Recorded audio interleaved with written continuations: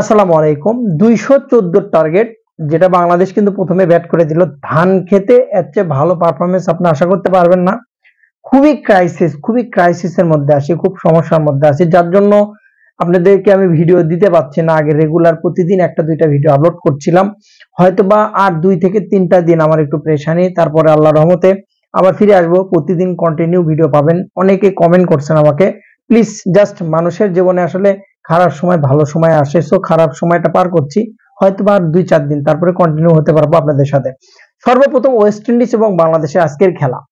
বিসিবির একটা ক্রিকেটারের হুন কিভাবে মারে সেটা যদি আপনি দেখেন খেয়াল করে, সাইফ হাসানের দিকে আপনি যদি আজকে একটু ফলো করে, আপনি যদি একটু খেলা থেকে আলাদাভাবে বাইরে এসে যদি একটু দেখেন, সাইফ হাসান টি-20তে এত সুন্দর একটা ঝড়ো ইনিংস স্টার্ট করে দেন, ভালো ফর্মে আছে, ভালো টাচে আছে।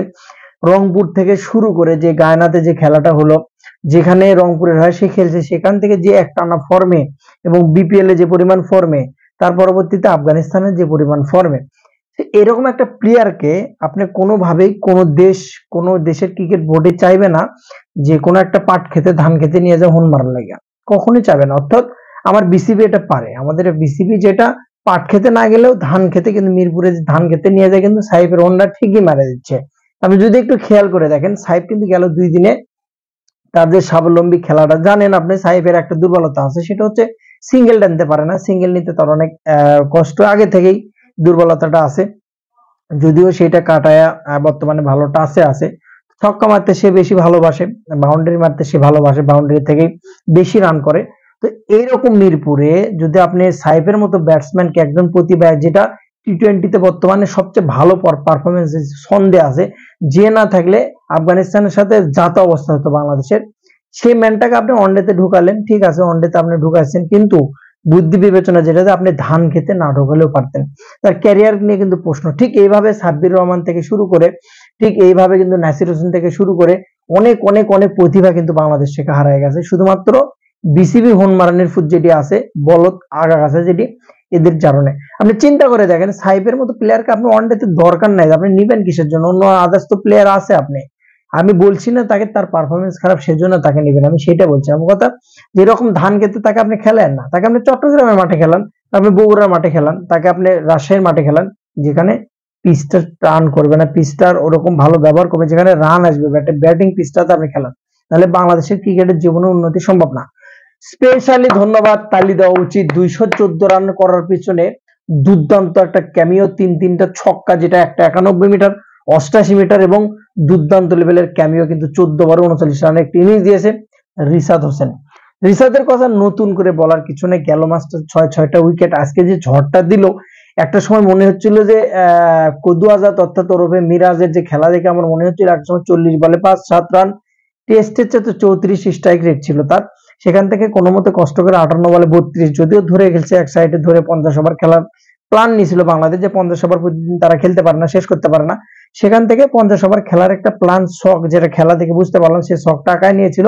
বাট একবারে বেশি স্লো খেলাটা ওয়ানডেতে, কিন্তু মিরপুরের যে পিচ কন্ডিশন, যে পিচের কন্ডিশন, আপনি অবশ্যই কিন্তু ছবিতে দেখতে পাচ্ছেন যে পিচের যে কন্ডিশন, মনে হচ্ছিল যে মাটি এত ভাবে ফাটে গেছে 2-4 জনের ভিতরে ঢুকে দেবে।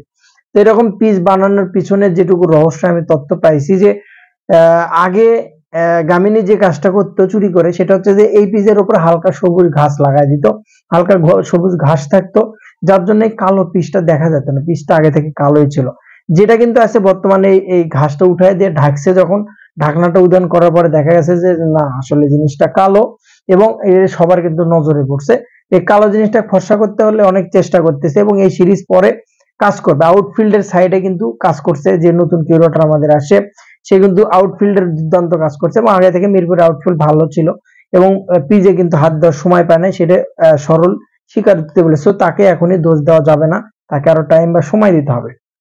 লর্ড অ্যাসোসিয়েশনের সভাপতি শান্ত গেল, যদি আপনি আফগানিস্তানের স্থান থেকে সিরিজ থেকে শুরু করে এখন পর্যন্ত ওয়েস্ট ইন্ডিজের 2টা ম্যাচ, আপনি কোন অ্যাঙ্গেল থেকে মনে হয়? কিছু পাবলিক আছে, আমি কিছু পাবলিক পাই বাংলাদেশের, যে একটা ম্যাচ যদি শান্ত 100 করে, তাহলে বুঝবেন যে হ্যাঁ, শান্তর এভারেজ এত, শান্ত কন্টিনিউ। আমার কথা তো ভাই, একটা ম্যাচ 100 মারে তো আমার দরকার নেই, একটা ম্যাচের 100 আমার লাগবে না, ওইরকম প্লে আমার দরকার নেই বাংলাদেশ। আমার লাগবে কন্টিনিউ যে 45 করে, কন্টিনিউ যে 30 রান করে, কন্ট্রিবিউশন করে, টিমের জন্য সে প্লেয়ারটা খেলে। শান্ত সেই আজ থেকে যুদ্ধের আগে মনে করেন মারছে, যে জুলাইয়ের যে যুদ্ধ হলে যুদ্ধের আগে মারছে সেঞ্চুরি, সেটাতে এখনো কিন্তু খাচ্ছে। দিনের পর দিন পারফরমেন্স খারাপ, তারপর বলবে না, কারণ কিছু আবাল মার্কা শান্তর ফ্যান কিন্তু অলরেডি তৈরি হয়ে গেছে। হ্যাঁ, হয়তো বা ওয়ানডেতে পারফেক্ট ব্যাটসম্যান, হয়তো ওয়ানডে তার স্ট্রাইক, কিন্তু আপনি কন্টিনিউ ভাবে তার শেষের 8 থেকে 10টা আপনি যদি আউট বিবেচনা করেন, ইনিংস বিবেচনা করেন, আজকের আউটটা যদি আপনি দেখেন, বাম হাতি ব্যাটসম্যানের মানে স্পিন বল বলা চলে যে হাঁটুর উপরে, বলটা কখনো এভাবে তুলে দিয়ে আউট হওয়াটাকে সাজে কোনোভাবে? একটা প্রপার একদম মিডল অর্ডার ব্যাটসম্যানের এরকম সাজে বা টপ অর্ডারে কখনো সাজবে এটা?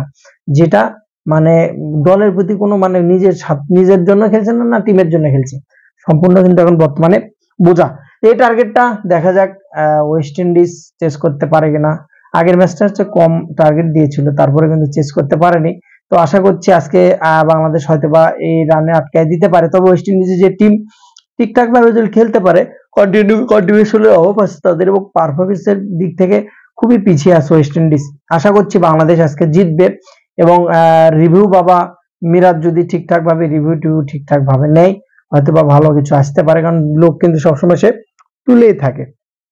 সর্বোপরি টোটাল বিবেচনা যদি বলি, যে ঋষাদের কেমিওটা যদি আপনি বাদ দেন, তাহলে কিন্তু দলের রান কিন্তু 180ও পার হয় না, যেটা কিন্তু খুবই দুঃখজনক এবং খুবই হতাশাজনক, বিশেষ করে বাংলাদেশের জন্য।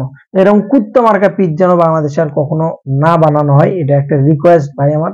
এসব পিচে খেলে বাইরের দেশে গেলে আপনি হুন মারা ছাড়া কোনো উপায় নেই, কিচ্ছু করতে পারবেন না আপনি। বাউন্স পিচে যে কিচ্ছু করতে পারবেন না, প্যাকেট হয়ে যাবেন 50 ওভারে 100-র মধ্যে। কিন্তু এইসব পিচে যদি আপনি খেলে বাইরের রাষ্ট্রে খেলতে চান, বেস্ট অফ লাক, ভালো থাকুন, বাংলাদেশ ভালো করুক কামনা করছি। সালাম আলাইকুম।